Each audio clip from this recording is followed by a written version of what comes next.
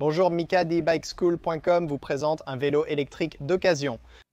Acheter un vélo électrique d'occasion est un excellent moyen d'économiser considérablement.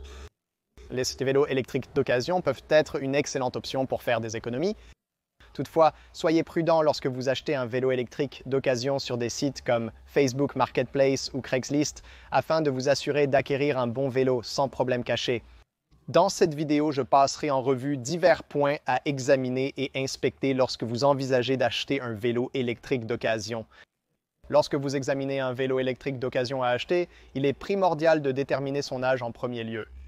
Il existe plusieurs façons de procéder. Recherchez d'abord le modèle. Ce vélo est un Rad Mission de Rad Power Bikes. Si vous recherchez en ligne, vous constaterez que ce modèle a été arrêté fin 2022, début 2023, ce qui signifie qu'actuellement, ce vélo électrique a au minimum environ 1 an et demi. En tant que propriétaire d'origine du vélo, je sais qu'il a environ 3 ans et demi car c'est l'un des premiers Rad Mission fabriqués. Mais à moins que le propriétaire ne veuille bien donner ce genre d'informations, vous devrez utiliser d'autres indices pour essayer de comprendre certaines de ces choses. Mais rechercher le vélo en ligne révélera également d'éventuels rappels ou problèmes à éviter. L'une des raisons pour lesquelles il est vraiment important d'avoir une idée de l'âge du vélo, c'est que des vélos de qualité différente vont durer plus ou moins longtemps. Si vous regardez des vélos vraiment haut de gamme, quelque chose qui coûtait à l'origine environ 3 000 $, 4 000 $, 5 000 $ prix conseillé chez le détaillant, ces vélos peuvent durer de nombreuses années. Vous savez, 5 ans, ce n'est pas une période négligeable et ces vélos peuvent tenir aussi longtemps. Cependant, les vélos moins chers, initialement vendus autour de 1 000 $, peuvent montrer des signes d'usure après seulement 1 an ou 2 en raison de la qualité inférieure des composants et de l'utilisation intensive. Recherchez en ligne ce modèle pour voir si l'entreprise existe encore. Il y a eu beaucoup d'entreprises de vélos électriques qui ont fait faillite ces dernières années et pour ces types de vélos, il peut être difficile de trouver des pièces de rechange à l'avenir. Certaines pièces de vélo sont assez courantes, pédales, chaînes, cassettes, guidons, etc.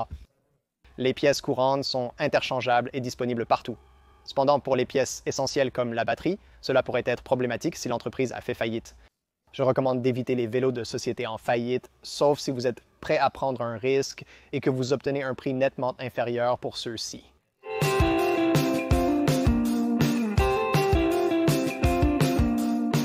Ensuite, vérifiez s'il y a des signes que le vélo a été accidenté ou endommagé de manière importante.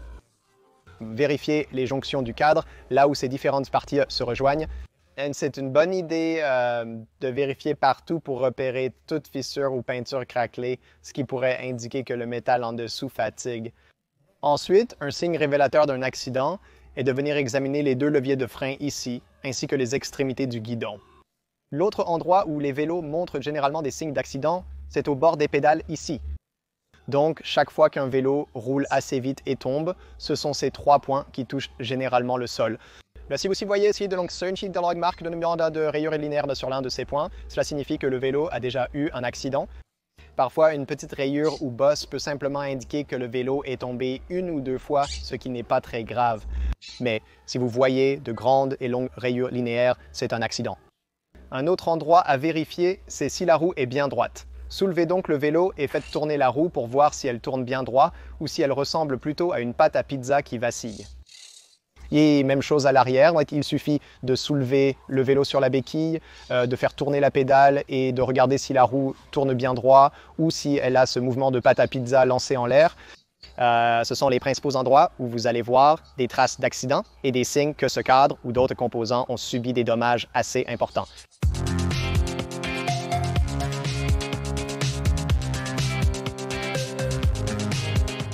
Ensuite, parlons de la batterie, car c'est l'une des pièces les plus chères sur un vélo électrique, donc il ne faut surtout pas se tromper à ce sujet.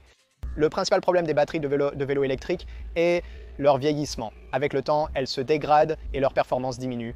Donc, c'est une bonne idée d'avoir une idée de l'âge de la batterie ici. Comme je l'ai mentionné plus tôt, là, vous savez, pour un vélo électrique de très bonne qualité, vous savez, haut de gamme, si ces batteries vont durer des années, c'est des années. Mais sur les vélos électriques moins chers, les batteries peuvent s'user et montrer leur âge en quelques années seulement. Pour tester l'état d'une batterie, montez dessus, faites un essai et regardez la tension sur l'écran ou la capacité de la batterie. C'est le plus facile à faire lorsque la batterie est à moitié chargée et non pas complètement chargée ou presque déchargée. Montez sur le vélo, mettez-le en mode pleine puissance, assistance maximale au pédalage ou pleine puissance à l'accélérateur accéléré à fond et observez si l'indicateur de capacité de la batterie chute. Si elle chute de façon significative, cela s'appelle une chute de tension et ce n'est pas bon signe pour la santé de la batterie. Une légère chute de tension est normale, même pour une batterie neuve directement sortie d'usine. Mais si la batterie est à moitié pleine et que lorsque vous tournez la poignée, elle perd plusieurs barres, c'est un mauvais signe. Cela signifie que la batterie est dite faible. Il y a d'autres signaux d'alerte à surveiller également. La plupart des batteries de vélos électriques ont un sceau d'inviolabilité sur une jonction. Vérifiez si cet autocollant est intact ou brisé. Si c'est le cas, cela indique que la batterie a été ouverte, probablement pour une réparation maison ou dans un atelier non agréé. Retirez ensuite la batterie et vérifiez ses contacts. Si vous voyez une corrosion ou des taches bleuâtres ou verdâtres, cela indique que la batterie a été mouillée plusieurs fois et que ses contacts commencent à s'oxyder. Cela ne veut pas forcément dire que la batterie est défectueuse qui est sur ce vélo électrique. Vous savez, j'ai déjà eu ça. J'ai laissé ce vélo dehors sous la pluie de nombreuses fois et il fonctionne toujours très bien. Mais si vous avez un vélo électrique moins cher et que la batterie n'est pas très bien étanche, cela pourrait poser des problèmes plus tard. C'est aussi une bonne idée de vérifier les images du fabricant d'origine sur le site web et de les comparer avec la batterie que vous voyez sur le vélo pour voir s'il s'agit vraiment de la batterie d'origine ou si elle a été remplacée au fil du temps par une batterie tierce moins chère. C'est la même chose pour le chargeur de batterie. Essayez de jeter un œil au chargeur pour voir s'il s'agit du vrai chargeur d'origine fourni avec le vélo ou si peut-être ils l'ont perdu ou ont acheté un chargeur de rechange.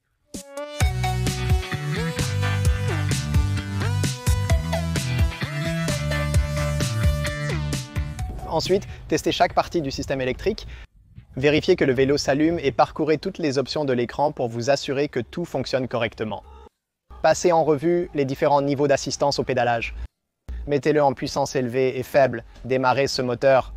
Écoutez pour voir si vous entendez des bruits de craquement, des bruits de grincement, quelque chose qui pourrait indiquer que les engrenages et les dents de ces engrenages commencent à s'user dans ces moteurs à engrenages. Testez-le sur une pente si vous en avez une à proximité et qu'il vous le permette. Mettez-le sur une pente raide pour pouvoir vraiment faire un test de charge lourde et voir si vous entendez ce bruit de grincement typique d'un vieux moteur usé. Vérifiez les autres parties du vélo comme le phare, le feu arrière, les clignotants s'il y en a, les boutons du klaxon, les autres boutons auxiliaires, toutes les autres fonctions que le vélo pourrait avoir. Testez tous les composants, y compris les coupe-circuits de frein. Quand vous allumez le vélo et que vous faites tourner le moteur, si vous tirez sur le levier de frein, est-ce que le moteur s'arrête soudainement et se coupe correctement comme il le devrait?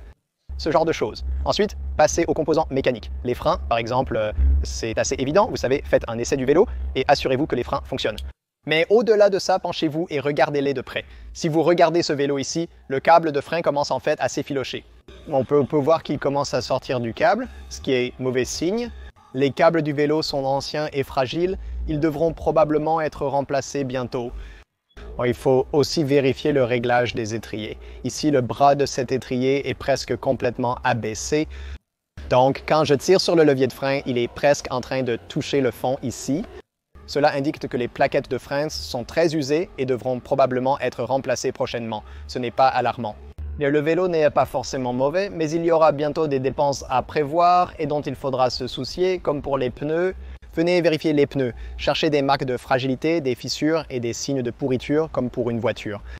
Encore une fois, ça ne veut pas dire que le vélo est mauvais en soi, mais que vous pourriez avoir, vous savez, quelques dépenses à venir ici. Et peut-être que c'est même quelque chose que vous pouvez utiliser lors des négociations en disant au vendeur, regardez, ces pneus, je vais devoir les remplacer tout de suite, ça fait 100 €. Est-ce que vous pouvez baisser le prix de 100 €?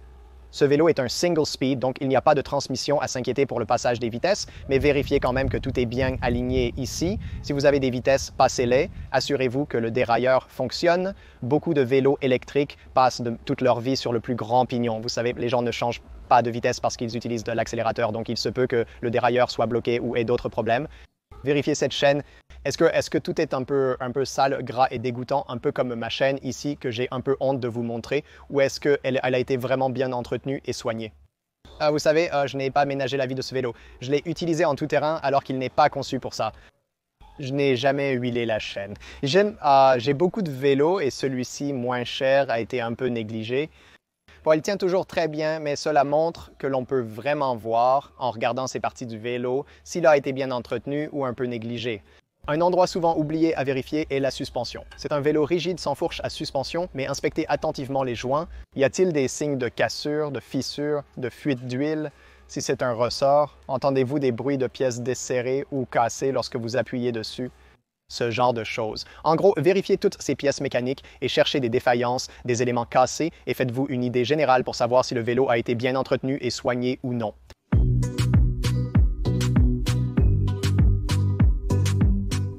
Une chose importante à demander au vendeur de n'importe quel vélo d'occasion, c'est s'il a une preuve de propriété. Peut-il vous montrer un reçu de l'achat du vélo? C'est bien que cela montre que le vélo n'a pas été volé. De plus, si le vendeur a le reçu, c'est un moyen de vérifier l'âge du vélo. Vous le pouvez voir quand ils l'ont acheté. S'ils ne peuvent pas vous montrer de reçu ou disent l'avoir acheté à quelqu'un d'autre, cela indique que c'est un vélo d'occasion qui a déjà servi. Il a été échangé plusieurs fois, ce qui ne signifie pas nécessairement qu'il a été volé, mais montre qu'il n'a pas un historique bien documenté. C'est un point important à considérer. Même si les vendeurs vous fournissent le reçu, cela ne garantit pas forcément le transfert de la garantie si elle est encore valable. Certains fabricants de vélos électriques stipulent que la garantie est réservée uniquement au propriétaire initial. Elle ne se transfère pas lors d'une vente à un tiers. Gardez cela à l'esprit.